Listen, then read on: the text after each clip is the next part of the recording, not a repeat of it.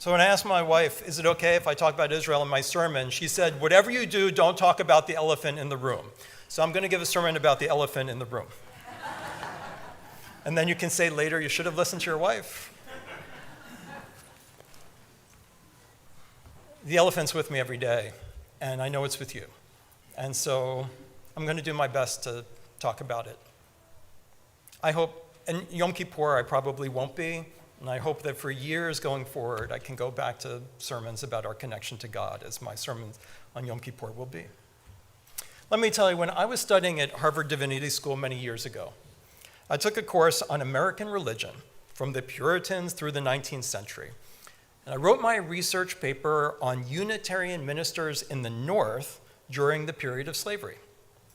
My research question was, how often did Unitarian ministers in the North, mostly abolitionists, use their Sunday sermons to talk about the evils of slavery and the need for abolishing it? And the answer was, after I did the research, extremely little. If they had views of it, they were expressed privately or in an article, but not from the pulpit, as I suppose it was a topic that might divide the community when they met on Sunday to hear what religion had to say. And think about that. I was researching Unitarian ministers in the North, where there really wasn't a lot at stake for them to demand an end to slavery except for dividing the congregation and stepping on sensitivities. And so I decided that when I became a rabbi, I wouldn't avoid the issues of the day from the pulpit. Because after all, one is meant to ask for guidance from the Torah and channel one's wrestling with the text. I hope we channel wrestling more than ego. Listening to others wrestling with the text as well, and listening to each other studying in community. Because if every portion is really just about being a mensch, well, I think that I can sleep in on Saturdays and then read a PJ library book.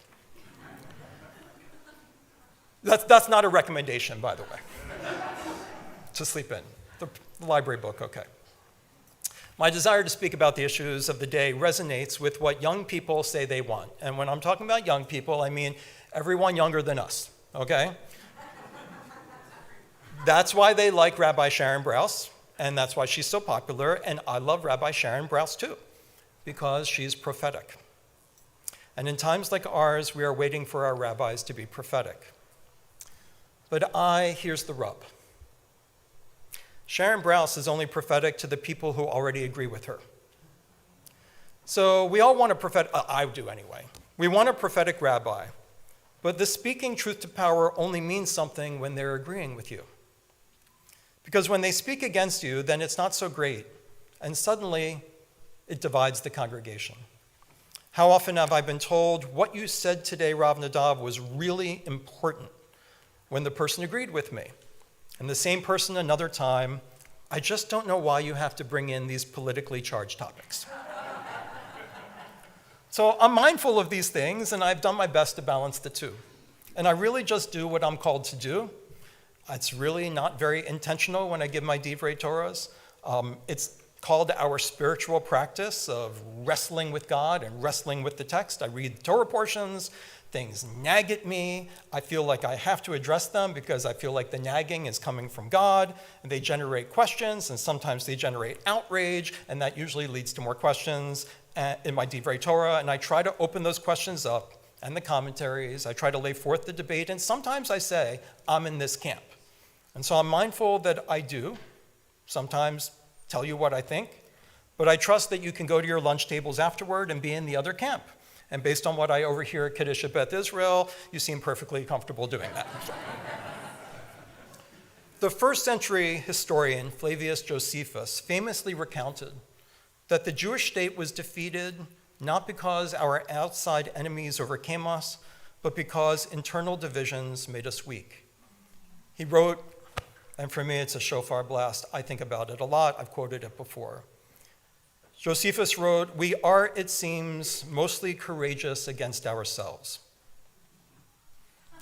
And this makes sense, because I'm in community with Jews, and I have high expectations of my fellow Jew, or why else am I here? Aren't we here because of our shared values? So I get angry at my fellow Jew when they don't see the most important issues of the day the way I do, because what do we stand for if we don't stand together? But Josephus' words caution me. We are mostly courageous against ourselves. Is it moral demand, or is it because an extended part of the Jewish body that they are nearest to attack?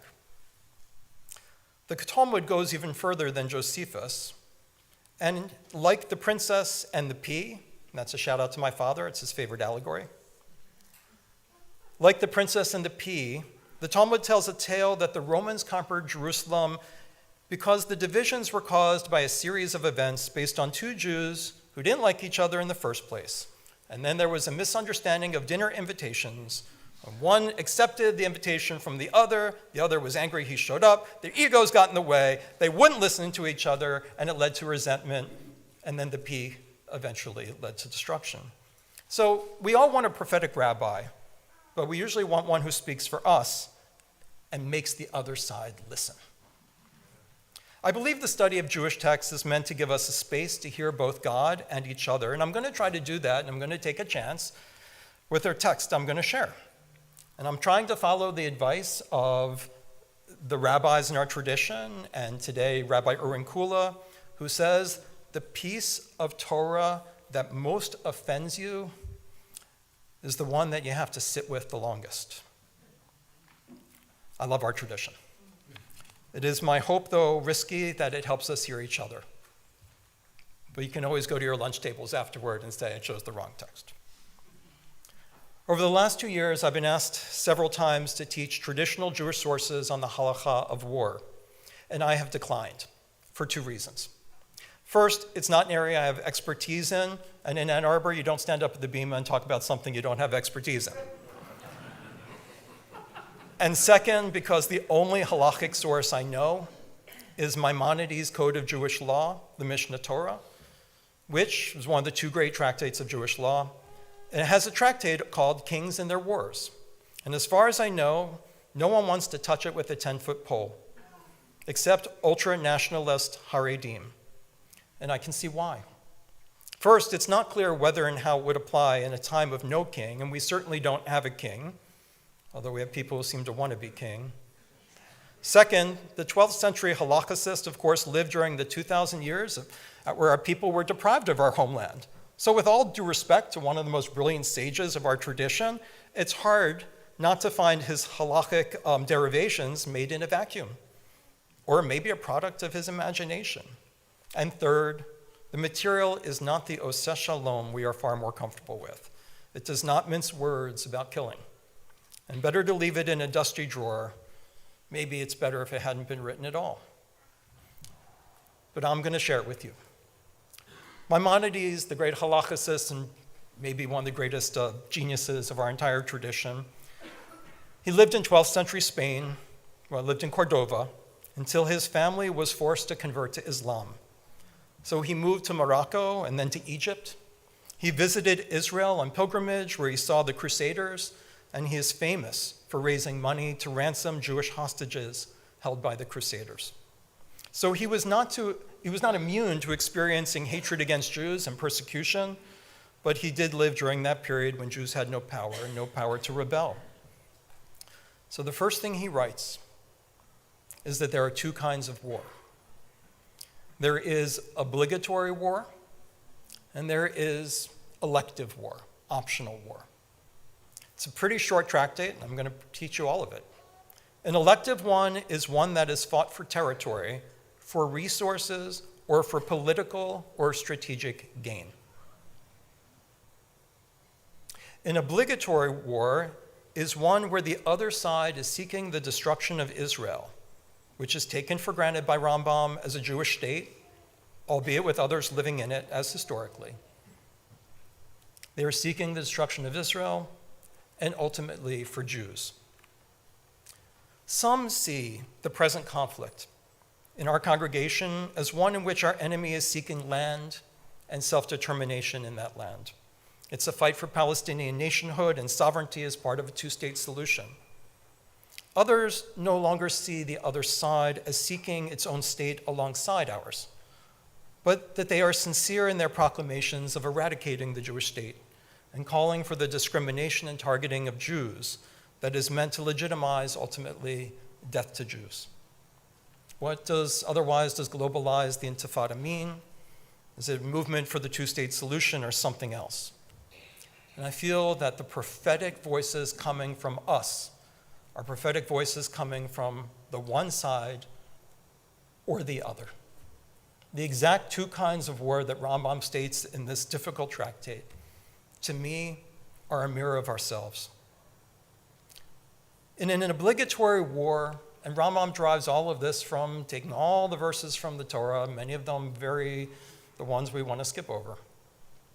In an obligatory war, one may kill civilians. It's going to happen, he says. And in an elective war, one may not. But doesn't it say in the Torah and later in Kings that we are commanded to eradicate those inhabitants of the land? And even though scholars have shown that to be ancient hyperbole, there are those, unfortunately, who take it seriously today.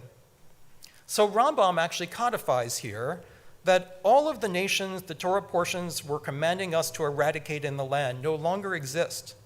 As the land of Israel, which he actually visited, and he said, it's long been inhabited with a variety of people mixing together and who have come from elsewhere, and they're the ones in the land today. So, for example, there are no Canaanites. No one will ever fall into the category. So there's no obligatory war just against people because they happen to be there. But he writes, there is another case of obligatory war, and it is of the case of Amalek. The evil tribe the Torah commands us is after nothing but our own destruction, and they attack the weak and defenseless. Rambam writes that Amalek may no longer be a genetic presence. There's no longer a tribe of Amalek, but the spirit of Amalek, that which seeks the extermination of the Jewish people through any means, may be found to be present in a particular war. Is it today? Is that a rationalization? Is this a mirror of our divisions? He continues, war of either type should not be waged against anyone until they are offered the opportunity of peace. Because Deuteronomy states, when you approach a city to wage war against it, you must always propose a peaceful settlement. If the enemy accepts the offer of peace and also commits itself to the fulfillment of the Noahide 7 mitzvot, including that they swear off premeditated murder and sexual violence, then none of them may be killed. If they will not do that, you know the rest. When you are offering terms of peace, it is forbidden to lie or be untruthful in your terms. And if they have made peace and ready to make peace and they accept those restrictions, you agree to their peaceful settlement.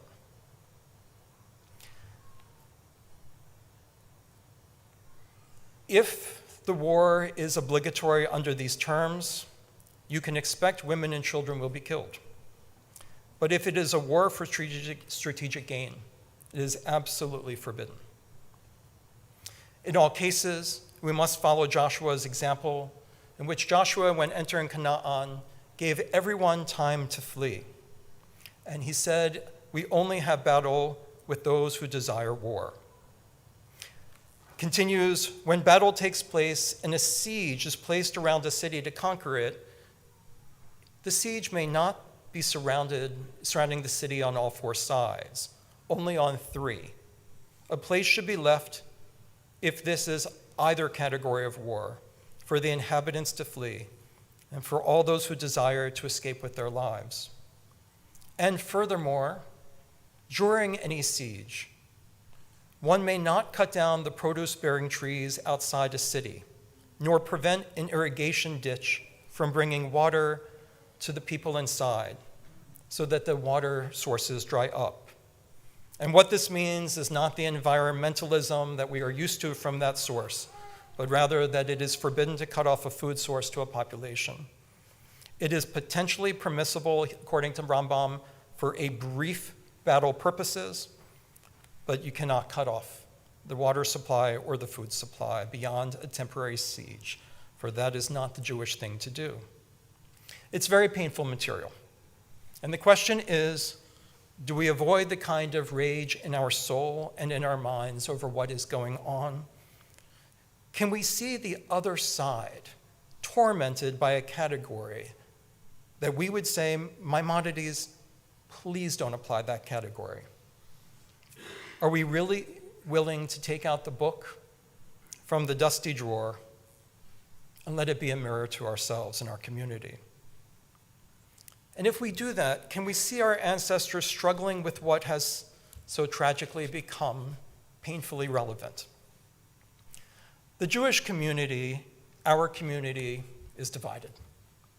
Some are feeling the full prophetic power that governs a war that seems for at least some time now to be an elective war, one fought for strategic purposes and potentially political purposes by a man who would wear the crown of king, but without any of the moral responsibilities.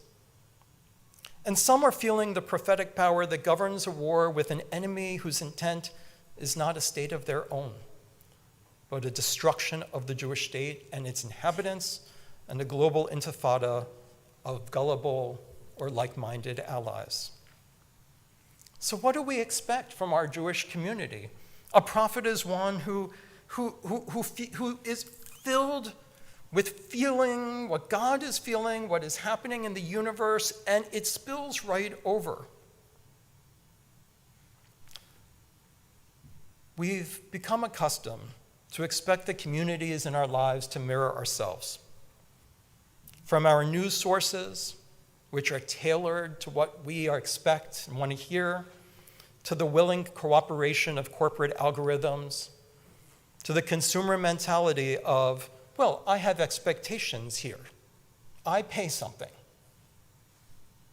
Is it any surprise that we have become so tribal? We think that finding our people means finding people who think the way we do. We call that having the same values. And I'm going to admit to you that I sometimes wonder if our dependence on this term values, which is not exactly a traditional Jewish term. The Torah and Talmud speak of mitzvot and of righteous behavior, but not often about values. Has our dependence on that term led us to the idea that someone who shares our values must think like I do? But the Torah doesn't say your Jewish community is the one who agrees with you. Your Jewish community just is the Jewish community of your town. People didn't have the consumer option of just saying, then I'll pack up my bags and go to a different one. Basically, the whole Jewish community shared the synagogue they don't go to, and they shared the synagogue that they went to. And I know that young people tell me, I have a solution for this, I'm post-denominational. And I sometimes think that's really brave, but then I sometimes think, is what we really need is yet another brand of Judaism? The Torah is telling us something. The Jewish community promises you nothing other than being the Jewish community. We may be frustrated, our community. We need our community to stand for something, and that means standing for taking the prophetic position that is overflowing within me. When our tradition says that Moses was the only prophet to see God's view clearly, maybe it was less about praising Moses and more about being realistic about the rest of us prophets. But a community makes us better by having us live as Jewish people with other Jewish people we don't agree with. And when we do that, this is what I wonder. Are we not opening ourselves up? I remember early in the war, I asked one of our members, she probably doesn't even remember, I was trying to risk something, risk an interchange. And I said, you don't have to answer this question, but after we've talked about other things, what do you make of the situation? And she said to me, and this is 2 years ago, I hate all the killing, but really leaving Hamas in power after October 7th? Rabbi, why do you ask me an impossible question?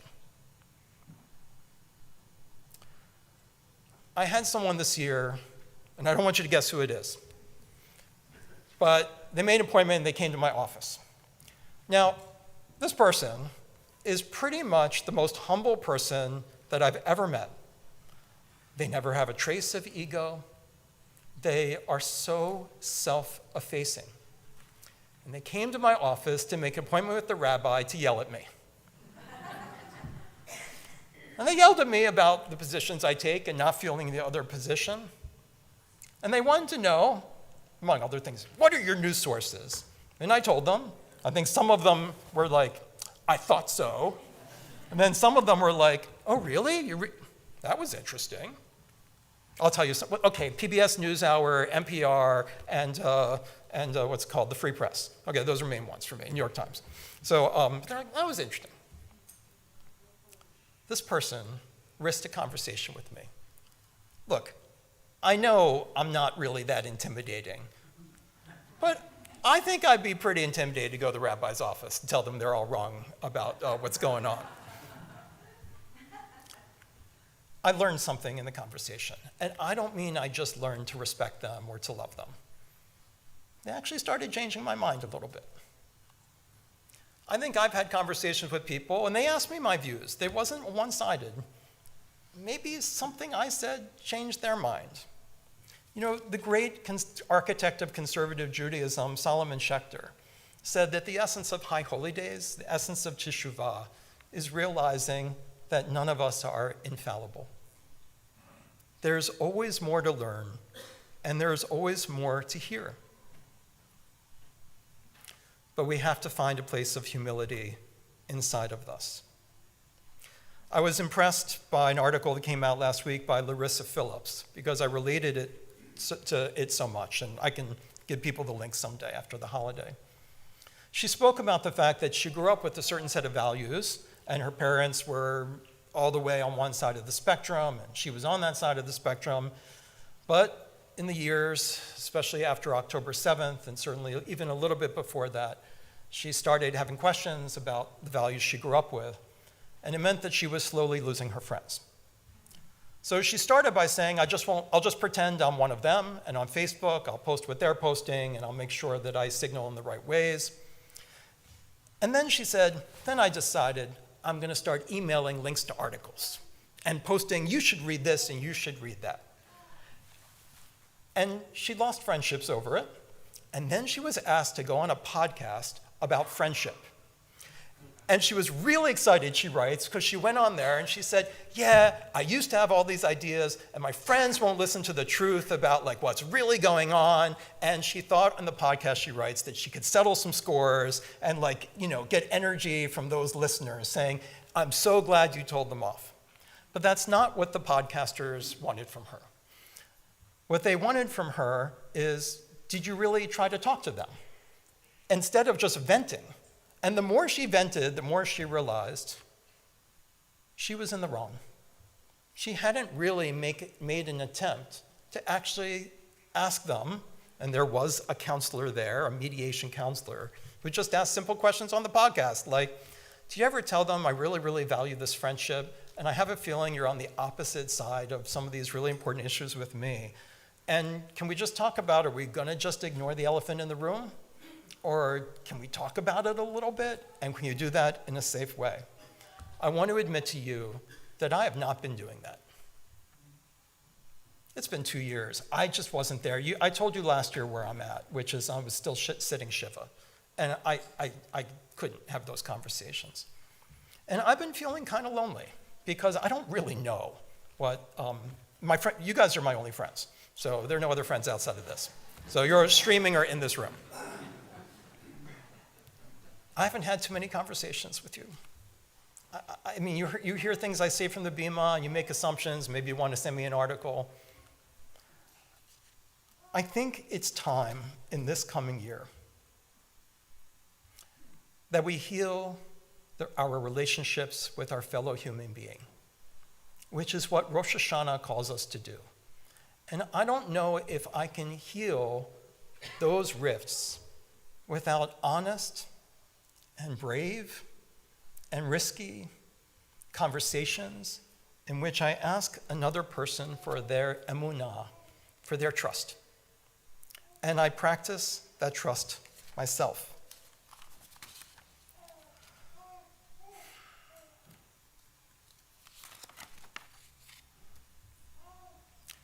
We all feel like Jonah.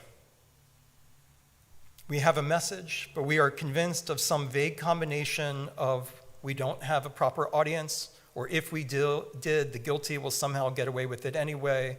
And third, it's all too hard, sharing as Jonah did, just throw me overboard. This year, let's risk those conversations. Share yourself and listen.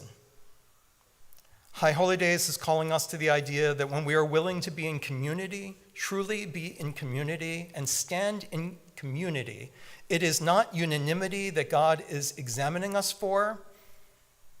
That's the fascism creeping in around us.